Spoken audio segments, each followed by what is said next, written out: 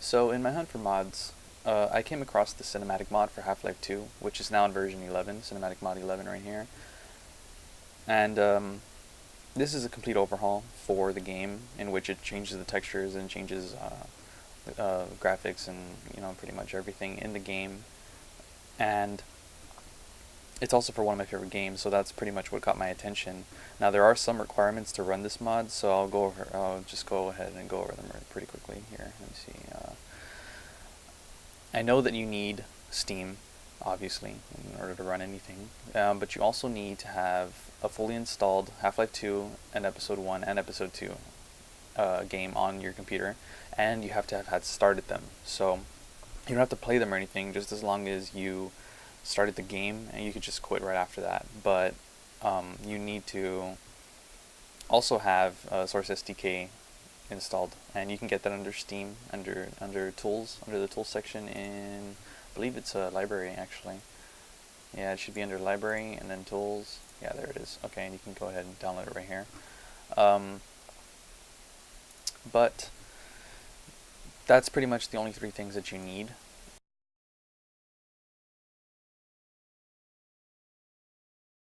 And what this mod pretty much does is like I said, it's a conversion, and it adds in advanced HDR, dynamic shadows, and new props. What else does it add in? High-res textures, one of the main things you can see right away. It also does give the series a little bit of a darker feel. I wouldn't say stressed or uncomfortable, but it does give it a little darker. It makes it feel more of a crisis, like what it would actually feel like if you were in the game. Like that's the atmosphere that you get from it. So the other three things that it adds in there that are important, I'd say, is it adds in a new soundtrack of Hollywood style music. So it has like a cinematic feel to it, hence the name cinematic mod. But after trying it, I didn't really like it too much. So I just went with the original music because that's what I really liked. I've always been a fan of Valve and of the Half-Life series in general. So the music that they've always come up with is always been pretty good for me. So I just ignored that one. But the other one that it comes with, the other thing worth mentioning, is the weapons. It changes all the weapons. It changes all of the textures for the weapons, all the sounds, all the skins, and it also adds in a iron sight feature, which I also tried that one. I really did like it too, but again, it doesn't feel right in the Half-Life series, and it doesn't feel like that's just not the Half-Life experience. So I just disabled that one also. I mean, try it out by all means. You might like it, you might not like it. I don't know. It's up to you. But I didn't want it. I didn't like it. So for the purposes of this video, though, I will show you everything. Well, except for the music. I really don't like that music. So I'll show you everything except for the music. The other thing that it adds also is, which is pretty important, is the models for the characters. Every character in the game has been changed as well, but you actually have a lot of options to change them. Well, some of them have one or two, and others have 3, 4, as compared to Alex, where she has like fucking 15 or some shit.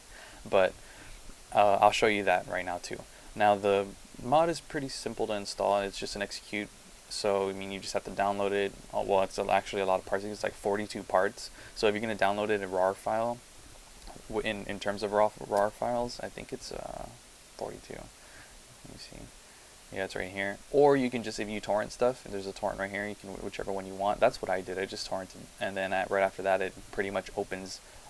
I mean, it downloads all the RAR files single, and then after that, you just open the first one, and it says it has a file in there, like that's the program, like the execute program. And after that, you just run that, and then it pretty much just installs everything for you, and it takes quite a bit of time, but I mean, no worries, just install it. It's a really big file. I think it's like 29 gigs or something. So it does change a lot of things in this game. The other thing is that it doesn't let you know that it installs everything like a default. Like everything's still vanilla except for the textures and the HDR and the shadows and all that other stuff. But it doesn't change any of the character models. It doesn't change any of the music, and it doesn't change any of the weapons, which are all optional files. You have to actually go in there and change them yourself, and it doesn't do a very good job of telling you either that it's a separate program to do this. So I actually had to search through the forums quite a bit, and found out that there's two programs. One of them, I'll show you those right now. One of them is called the configurator.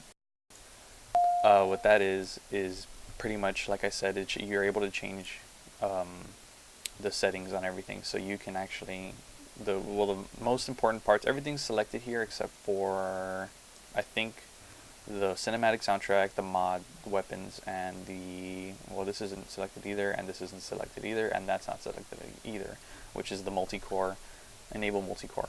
That's if you have multiple CPUs. So it gives you some boost, but if you don't have a powerful CPU, it can crash your shit.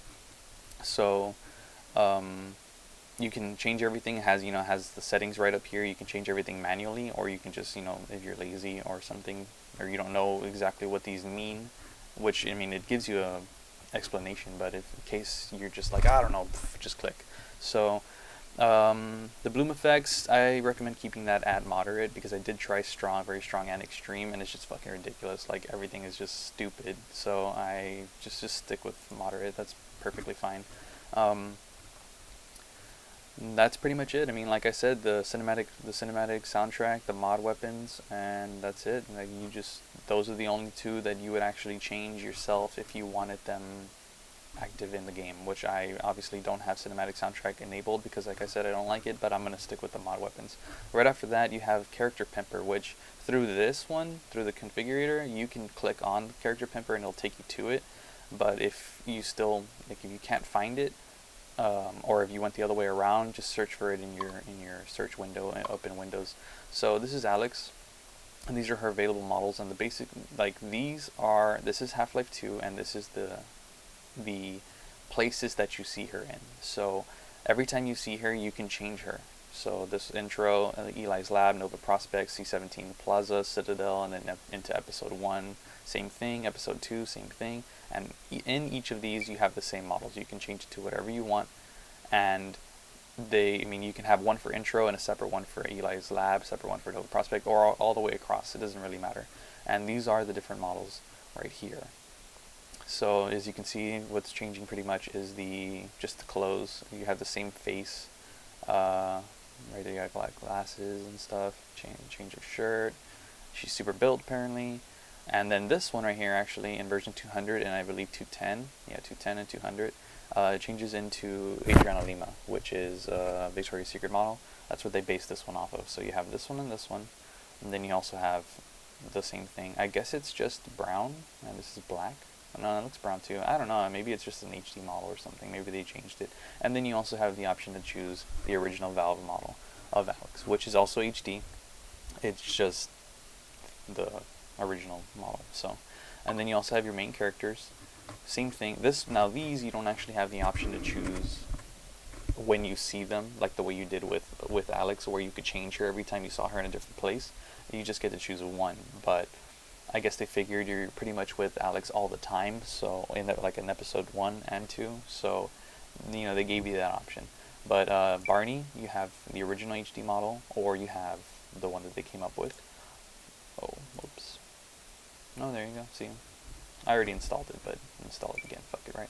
So then you have Eli, you also have Mossman, you have the Monk, Dr. Breen, fucking hate that guy. This one looked pretty good. I was actually going to choose that one, but I decided just to go with I don't know, it's retarded, but I was going to go with the one. I mean, this one looks pretty cool, so I went with that one. This is my favorite because I feel like it stayed the truest to Kleiner. And then you have, I don't even remember this guy. I don't even know where he's from. So, is he a bad guy? Is he a good guy? I think he's a bad guy, but whatever. Then you have the G-Man, the infamous G-Man, and I didn't like these. So I went with this one because it looks exactly the same as the vanilla one, except it's just an HD model of it. So that's the one that I went with. You also have a civilian pack. This just changes the civilians that you see in City 17, and just the what are they called? These dudes I can't remember what they're called right now, but you know, the Rebels. There you go, the Rebels, fucking Rebels. God damn it. So you have the Rebels, and you have just HD pack, or you have the original Valve. Then you have the Combine, which is the same thing, original Valve or the HD models, and you can tell the difference between these because, well, you can mainly see it in the clothes that they're wearing. Oh, cancel. So that's it. That's pretty much the only two programs that you can use that change everything in the game, and just change whatever you want to the way that you like, and just play around with the settings here and there. Check out the weapons, check out whatever it is that you want to check out. But I'll actually get into the game now, and I'll show you what it looks like.